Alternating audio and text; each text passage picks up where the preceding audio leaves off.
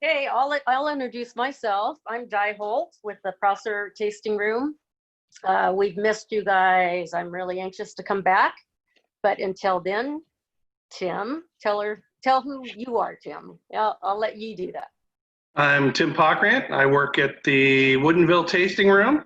Like I said, we're really excited for a little bit of normalcy to happen, and where we can all actually get together instead of having to do it this way. Not that this way is bad necessarily, but it's just a lot more fun when we can do this. Do this on premise. Yeah, interacting with people and people you like, which is really nice. The wine. Absolutely. So what do we get to do today? We get to taste our 2019 Viognier. We are. I'm going to spin around here so I get a little bit less glare. Okay, perfect. All right. I've poured me a little glass just to catch up with you when you got on.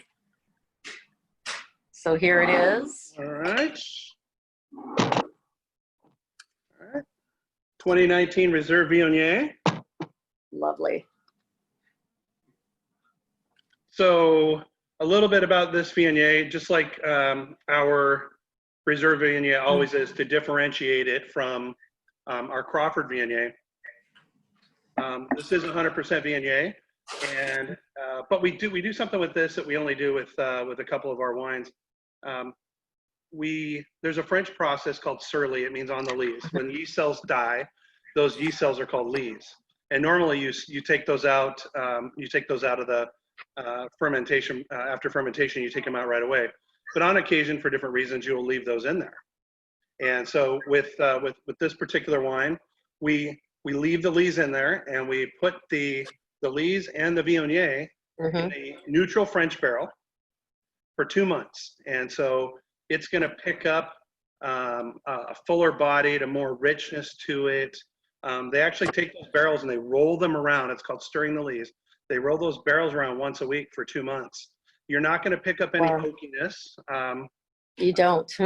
No, and this is a crowd pleaser for people. It's kind of I always say it's kind of a white wine for red wine drinkers because of that sitting in the oak. And the oak is just holding those lees. It does give it a fuller body, and that's a lot of times what those red wine drinkers are looking for. So it's actually sitting in the dead yeast cells, right? I mean, correct. It's sitting. Wow. Yep. It just sits there and they turn around. They're kind of a grayish kind of. It's not really a wine term, but it's kind of gooey.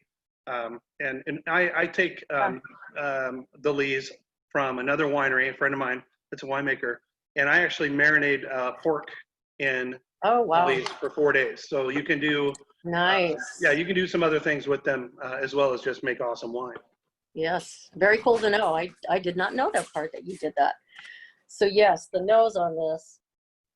Wow. I mean, honeysuckle fill to me. That's a melon, kind of just a crisp nose. Yeah, the first thing I pick up is that honeydew, a little bit of peach. I do. Yep. Wow. It's really, I think the description that the winemaking team used was an intense perfumey smell on the nose. Complex. Yep. Yeah, real complex. Very complex. Yep. A lot of smells. A lot of it. Here. Yeah, you do. So cheers to you, Jim. Cheers to you. Oh, wow. Long finish. It's lovely. Wow, I would describe it as layered. On the very front end, you got the honeysuckle and the honeydew, and then kind of in the middle, you got kind of an orange blossom that rolls in there. Yep. And then it's still kind of hanging out in my mouth right now. It's still hanging there. Yep. It's a long. This is I didn't expect that to be really, as really long nice. a finish. Yep. They did a great job of this one. I can't wait to go out and sit by the pool and drink some of this. And the other thing I love with a good Viognier de Reserve is brie cheese. And I did cut a little bit up today so I could enjoy that with it a little later. Well, I was going to say a fresh or a soft cheese. Yep, There's a little bit of spiciness to this there year is. that I don't know that I've noticed in the last. I agree. Yeah, I mean, you've been a wine club member a long time. I've worked here almost 5 years and been drinking the wine for about 8. And Yeah. I remember a lot of things about a lot of the wines. And yeah, this one's got a little bit more of a spice to it. So I would think that would change. I mean, obviously with this, I would think you could do Asian dishes. Yes, I would love that. Lots of fish, fish dishes, whether it's Yep. Smoked salmon or seared scallops. And even with this little bit of spice, you could probably, because a lot of times with white wines, if the acid is not super high or they don't have a lot of sugar, you might want to stay away from really spicy foods because it washes it out. I would But guess, yep. this one with that little bit of spice, I bet you could do a little spicy food with this too. Man, I know, I'm shocked. This is probably going to be a favorite for me this summer. I've really enjoyed the Viogniers, but this one in particular, I don't know, this year, wow, I'm blown away. Our reserve whites have, I mean, I drink pretty much any wine, it doesn't matter, but I tend to gravitate towards I know that, Tim. yeah, towards red wines. But our Roussanne, the Reserve Viognier, and our Marsanne are amazing, solid every year. And we make them, I think this one we only made just north of 250 cases of it, so not a lot of it. Yeah, that's what yes.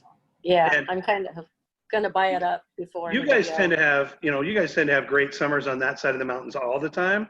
Yes. Ours are kind of a crapshoot from year to year, but this year is supposed to be a warmer and drier summer. And Nice. so I suspect this will be gone, much like probably most of our other white wines will be gone quickly. That's what I was going to say. And I'm thinking that if people did not like, a lot of people like me in the past, I used to only get reds. So you have 2 more slots in that 6-pack to carry out. I would load up with the Viognier right now. Yeah, it's very nice. It's going to be a great summer wine. It really, really is. This is it. And it's weighty enough that I think you could pull off. I'm a soup guy. I think you could even do a hearty soup with this, which means I wouldn't be opposed to drinking this, in the fall when the weather gets a little bit cooler. Mm-hmm. With this and our Chardonnay, which is also Surly, they drink really, really well, even closer to room temperature. They don't have to really be, they don't have to be cold.